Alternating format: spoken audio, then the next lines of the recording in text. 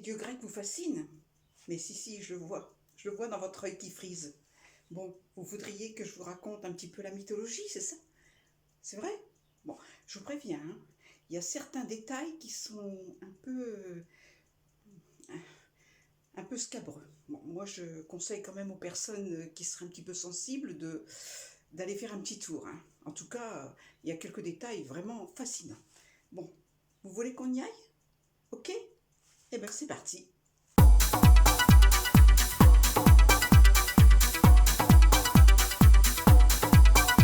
Alors aujourd'hui, je vais vous parler du plus fascinant des dieux, le king, le roi, quoi. Je veux parler de Zeus. Oui, celui qui est le roi des dieux, en fait. Vous voulez bien? Ok.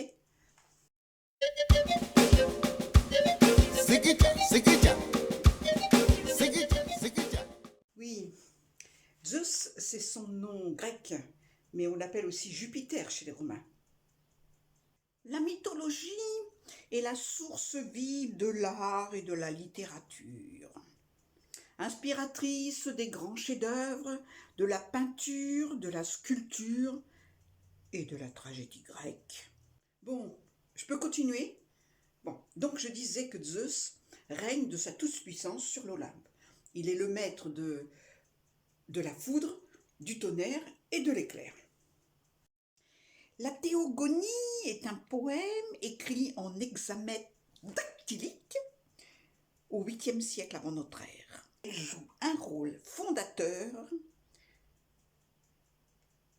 dans l'élaboration de la culture grecque. Au départ, Zeus n'était pas destiné à régner. Non, il était destiné à croupir dans le ventre de son père. Cronos. Oh, bah c'est chelou ton affaire, gonzesse, hein? Oui, on sait. Tu es le père, Freud, tout ça, la mythologie. Normal, quoi. Bon, je peux continuer, oui? Vas-y, ma sœur. Bon, Zeus est le fils d'un titan, qui s'appelle donc Cronos, et qui est marié à sa sœur Rhea. Bah, ils sont barjots dans ta mytho. Bon, Cronos est très porté sur la chose, et il fait plein d'enfants à Rhea. Mais sauf que, on lui a prédit qu'un de ses fils le détrônerait. Ah, la mythologie, c'est pas cool, ma chérie, hein? Et dès que Rhea mettait un fils au monde, eh ben, il l'avalait. Ah, ça fait flipper. Donc il engloutit ainsi ses 3 filles, Hestia, Déméter, Héra, et ses 2 fils, Poséidon et Hadès. Ah, Jésus, Marie-Joseph. Et Cronos la gobe aussi sec. Mais qui va croire ça, ma chérie? Rhea, frustrée, s'enfuit à Delphes pour accoucher, et elle donne à la place une pierre emmaillotée à son glouton de mari.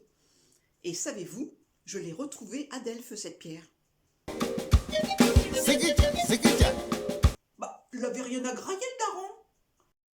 Cet épisode est décrit dans la Théogonie en hexamètre, en vers hexamètre dactylique. D'ailleurs, Cronos avait déjà éjaculé son père, Ouranos. Ah oui, eh ben voyons. Oui, et jeté les testicules à la mer, et de l'écume jaillit la plus belle des déesses, Aphrodite, déesse de la beauté. Vénus chez les Romains, Aphrodite chez les Grecs.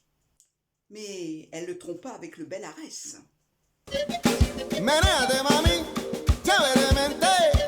Elle est à l'origine de la guerre de Troie. En effet, on avait demandé à Paris, dans un banquet, de désigner quelle était la plus belle des déesses. Et il avait désigné Aphrodite. Oui, car Paris avait été subjuguée par le cadeau d'Aphrodite. Elle lui avait graissé la patte, hein, c'est ça, hein? Oui, le cadeau, c'est la belle Hélène. Oui, mais cela est une autre histoire. Revenons au petit Zeus. Le petit Zeus, qui a été caché dans une caverne, donc en Crète, grandit. Et il est nourri au lait d'une chèvre qui s'appelle Amalthée. Cette chèvre est un animal merveilleux. Et plus tard, Zeus en fera avec sa peau un bouclier qu'on ne pourra pas transpercer par les flèches et qu'il offrira à Athéna. Et ce bouclier s'appellera l'Égide. On dit que des cornes d'Amalthée coulent le nectar et l'ambroisie qui confèrent l'immortalité. Oui, la corne d'abondance. Les nymphes s'occupent de son éducation. Et une fois devenu grand, le petit Zeus décide d'aller délivrer ses frères et sœurs du ventre de papa. Fou de Dieu le frérot! Il donne un vomitif à papa Cronos, qui recrache tous ses enfants. Ah, merci frérot, hein. Enfin libre! Fou de rage, papa Cronos décide de se venger de son fils et envoie une bande de titans et de cyclopes donner une leçon à ce fils irrespectueux des aînés. Bah, l'a tout pompé dans Star Wars ou quoi? Mais Zeus est le plus fort et il sort vainqueur de ce combat de titans. Ah, eh ben voyons. La paix est enfin revenue sur le mont Olympe et Zeus décide de distribuer les tâches à ses frères et sœurs. À Poséidon, il confie la mer, à Hadès les enfers, à Hestia, elle sera déesse du foyer, à Déméter, déesse des moissons, et lui, il s'attribue les éclairs, le tonnerre et la foudre. Quel badass ce mec! Il possède l'arme de destruction massive en plus! Et se déclare roi de l'Olympe et épouse sa sœur Héra. Mais c'est une manie dans cette famille!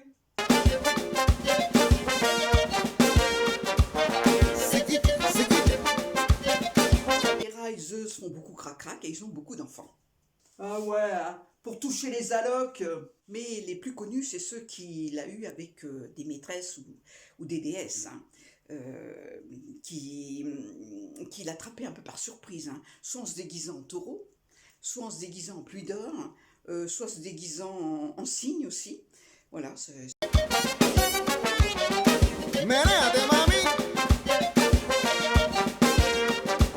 ses manières de faire.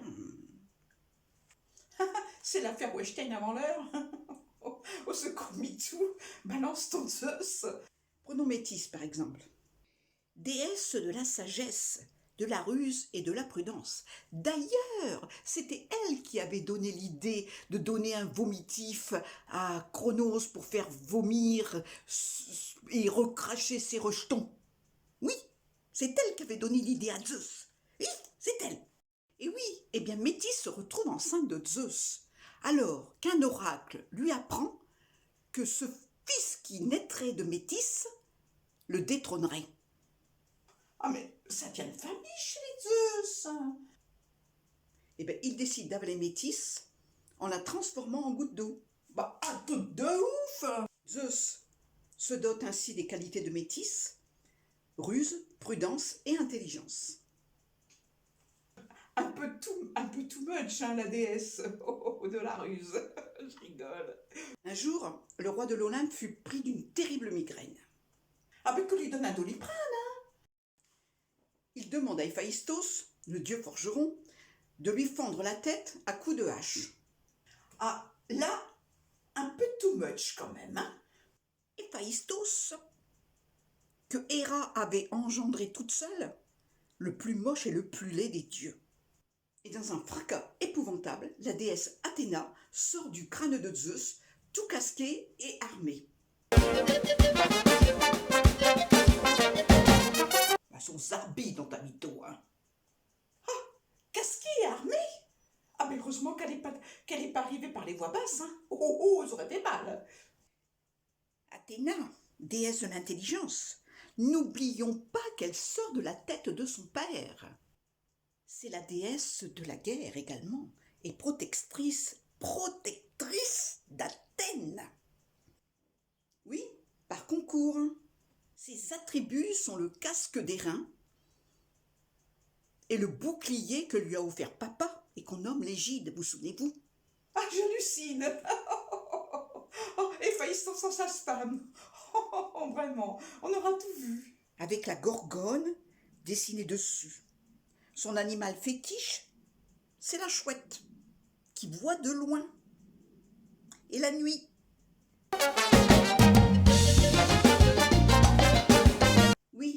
par concours.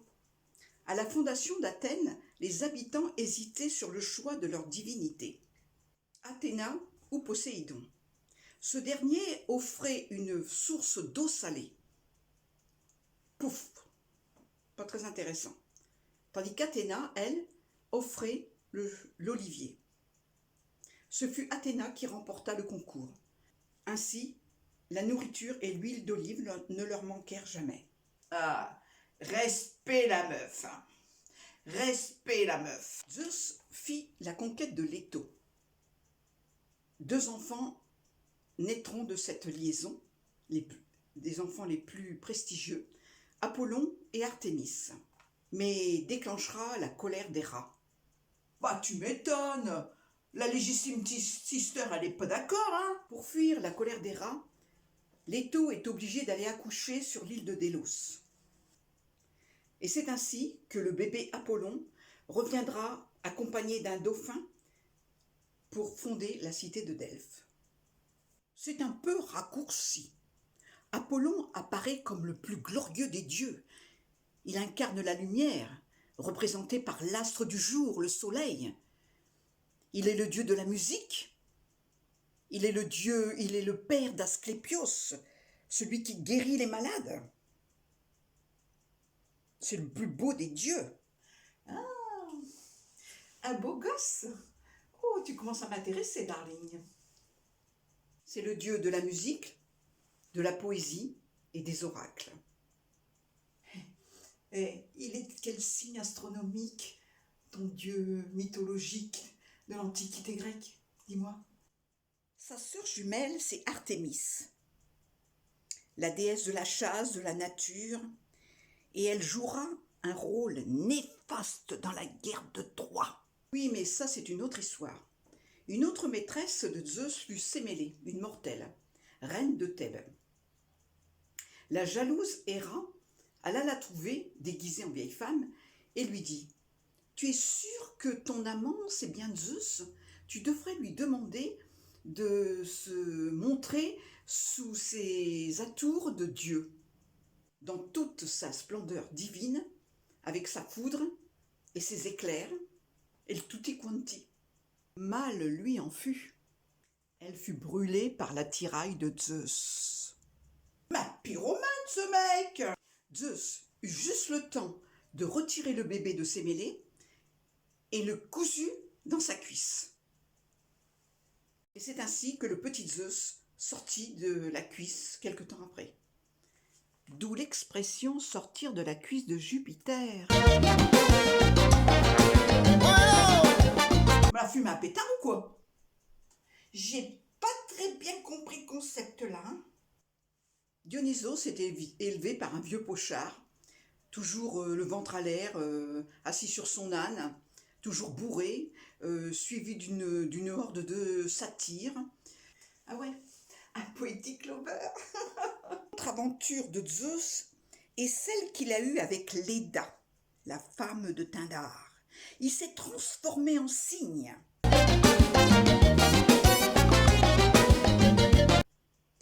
Et c'est ainsi que naquit Hélène, celle de la guerre de Troie. C'était 3 alors. 3. J'étais 3 alors.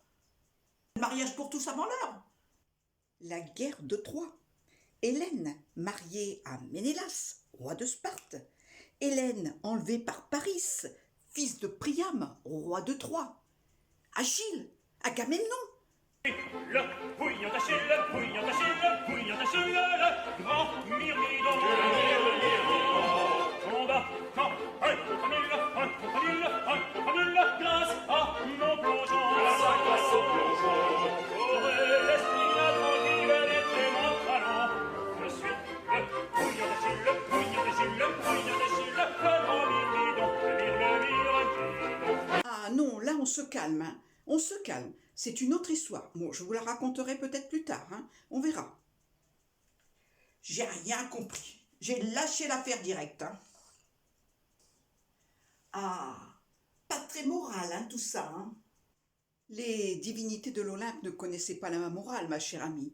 Il faudra encore attendre 1000 ans pour qu'un petit juif sympa nous l'enseigne. Hein. Escucha.